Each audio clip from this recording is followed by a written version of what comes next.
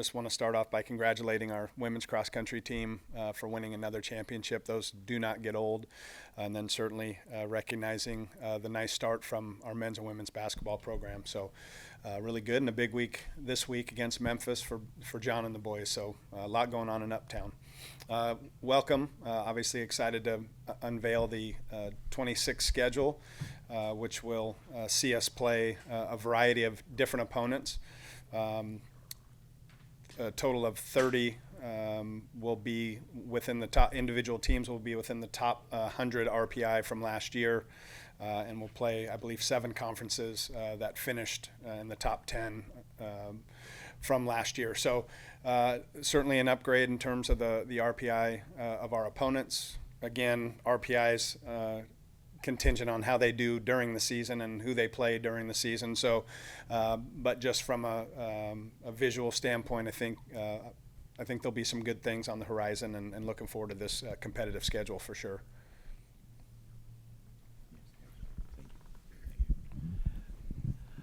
Jay, it doesn't seem like there's as many home games. I'm looking at it, especially midweek games. Was that on purpose, or was that something that's just how the schedule fell? It happened a little bit on kind of how the schedule fell. LMU is a return. Opening weekend's a return from LMU's visit last year, which coincides with Mardi Gras. So trying to get out of Dodge for that, and then we'll stay and play UCLA on Tuesday. So try to make it worth our trip out that way. And then fortunate to get a Power 4 program like TCU to do a home and home with us. They'll return the trip in 2028.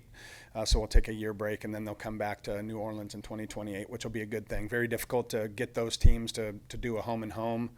We've got some one-off visits in the next couple of years that they won't return it, but we'll go to them. So, yes, more away games, but I think it also it falls this year. We have more away conference games as well. So anytime you schedule a week or two on the road, you're going to get closer to a 50-50 split. When you look at the schedule, a lot of regional games as well. Obviously, always important to play in-state games, but I mean, just have Southern Miss, South Alabama, those teams that are close by that are also good baseball programs. How important is it to get all of these schools on the schedule as well? Yeah, we love playing them. They're well coached, usually in the mix for postseason. And last year we had a little bit of a deal with Southern Miss where I promised them we'd go play at their place twice because we lost one of the games. So I made that up to them last year, and so we're back on our home and home schedule. South Al, I'd like to get them back on the home and home kind of cycle, but we'll see about that. And I try to be careful with the Southland. It's nice to have all of our in-state mates close and availability to play those midweek games, because that's a advantage, not having to drive 3 hours to UL or 3.5 hours to McNeese or those kind of things. It's nice to have them close, but you start compiling a lot of games against the Southland, you're basically a pseudo conference mate of the Southland. So trying to reduce that as much as I can, but we'll see how that goes. But I like playing the in-state guys. It's always a plus to be able to play them. Of course, we're back on the cycle of LSU home and home, so we'll be at their place this year at the end of the year, and then they'll return that at the beginning of next year. So looking forward to that as well. You mentioned LSU. You also have Mississippi State on the schedule. Just two big powerhouse baseball SEC programs. How important is it to see maybe that level of talent in the regular season? Yeah, it's wonderful. And you alluded to the regular season. We played Ole Miss in the fall, and that was a good litmus test for this group. A long way to go there, but to be able to play a program like Mississippi State, and they've been one of the few that have done a home and home with us. We went there and won a Friday night and lost 2 walk-offs. I can't remember what year that was. I think it was the COVID year, the year before COVID or whatever. But then they returned here, and we were down 9 and hung up 10 on them and beat them at our place 2 out of 3. So I appreciated Coach Lamonis bringing the Bulldogs in for that. But yeah, it's always great to be able to match yourself against the SEC and the ACC and schools that are in that P4 stratosphere. So, and we feel like we belong in that conversation. And of course, you got to go out and prove that by winning those games. It's one thing to think it, but it's another thing to go out and do it. So, does the philosophy for what you and your brethren within the league do in terms of scheduling, is that come out of conference meetings? Is that individual decisions? Are you listening to consultants or anything like that of how to elevate your RPI accordingly, or to your strength of schedule, I should say, to make sure you're in the best position you can be for postseason? Yeah, I would say there's a conference kind of push. We get in those conference meetings together, the head coaches, and talk about our strengths of schedule and how we need to try to elevate that piece of that. And frankly, last year was a little light in the RPI. I think we'd all agree with that. But year one, I dove right in the deep end, and we went all over the place, and we won 15 games. So, you can have the hard schedule and lose, or easy schedule, win. Like it's you still got to win what's on the schedule, and winning is always the most important component of RPI. But I think, it gives our players something to look at and go like, all right, this is competitive. At least when you look at it on paper, they're young, and I think they do tend to maybe at times look at it from a fan's perspective, where they're judging the name and thinking that that's based on a certain talent level, and that's not always the case. And in baseball, it's funny, I just had a text from Coach Eddie Smith, who coached here before I got here, and he's the head coach at University of Washington, and we're opening with them here in 2029. So that should tell you how far out in advance we're doing the scheduling. So you're doing the scheduling out in advance,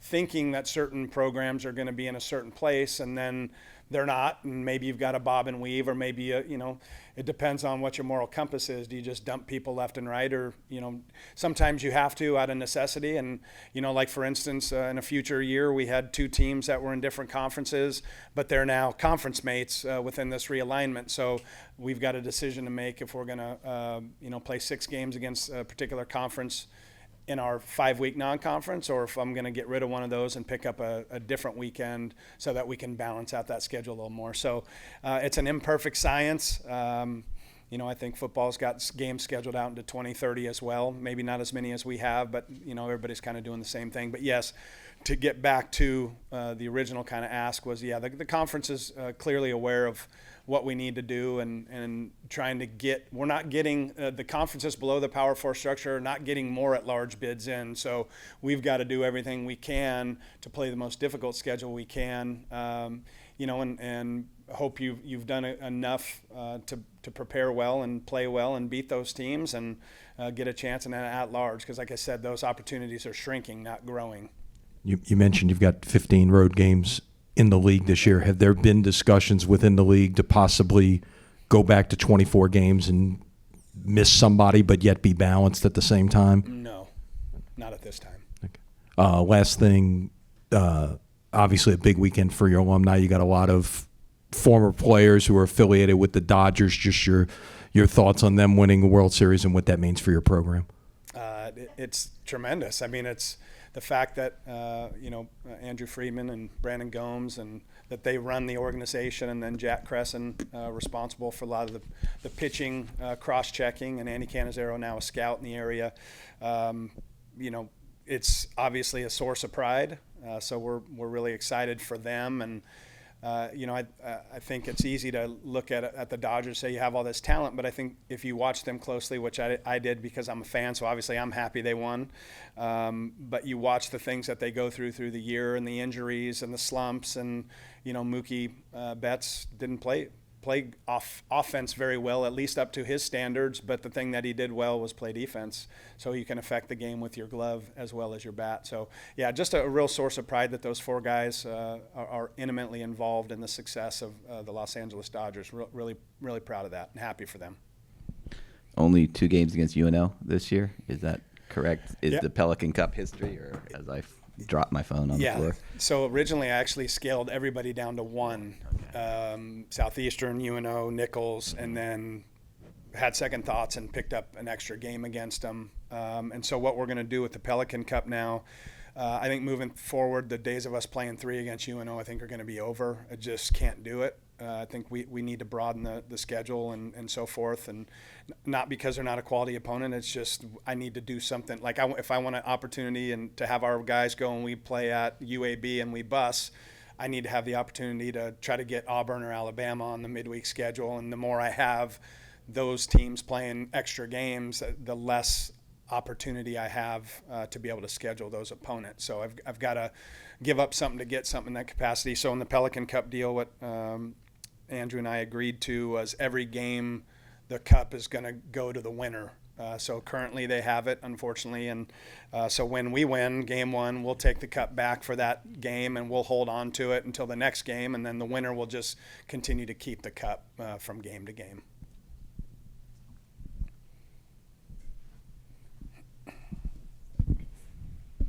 Coach, you're a couple weeks into fall, and so if you could just kind of address what you've seen so far from a roster that's half returning, half new, and some of the guys that are stepping up to replace the Lombardis, the Rasmussens, the Montiels, the Gavin Schultz on your team. Yeah, I've been pleased with the way they're going about their business, their accountability levels, probably the best it's been in 4 years. I would say the strength of our team at this point in early returns would probably be the position player side. A lot of new pitchers feeling their way through some things. I think on paper, you look at the guys that we got, and you could look at it and say more strikes, which is always a plus. Guy like Sahajic's taken a step forward. He's been really good. Clem's been good. So we've had some returning guys kind of elevate their fall game, so to speak. But I think we all know fall is the fall, and when the lights come on, sometimes that's different. But what I can tell you is trying to mold an identity within the pitching staff is an ongoing process for our pitching staff coaches, Frankie Neiman, Billy Price, who's returns to help our pitching staff, and then Coach Josh Fellows.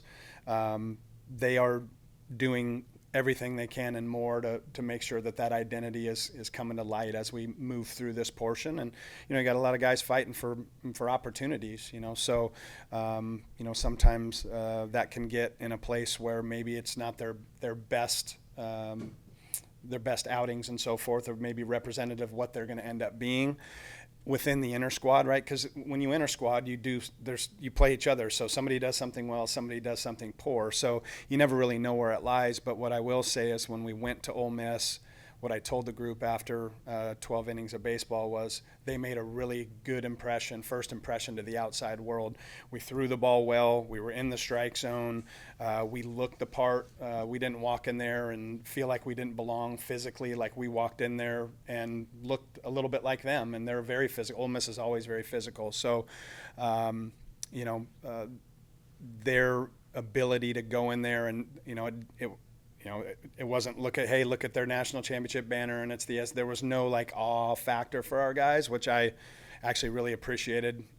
We scored in the first. It was Kaikea with a walk and then double by Chun and a missile to right by Wax, and we had 1 run on the board and 3 hitters, and against guys with real stuff. So if that's any indication, I really like that piece of it, and there was a lot to build off of that game. And they threw their guys and they played their guys, and so did we. So I think it's got a chance to be the floor has been moved higher again this year. Now, what that means, we'll find out, but we still have a long way to go, I can tell you that. The discussion with your group, now that the schedule's out, and they see all the road games to start the year, and you challenge them with a road fall ball at Ole Miss. What were the discussions like with this group now that the schedule's out to the world and they see the challenges that will start right away this year? Yeah, and I gave that to them early, and I think the thing that I appreciate about this group is there wasn't really a lot of talk about who we were playing. I think the focus was more on what we were doing as a group and individually to make ourselves better daily. That hasn't happened a whole lot in the years that I've coached. It's usually like, oh boy, we got to go here and look at this, and we got to go to Hawaii and California, and it wasn't anything like that. So the focus part of that for me was a good indicator of just kind of where their brains are. And just again, we have a long way to go, but this group has a chance. Appreciate y'all. Thank you for coming. I really appreciate it. Thank you.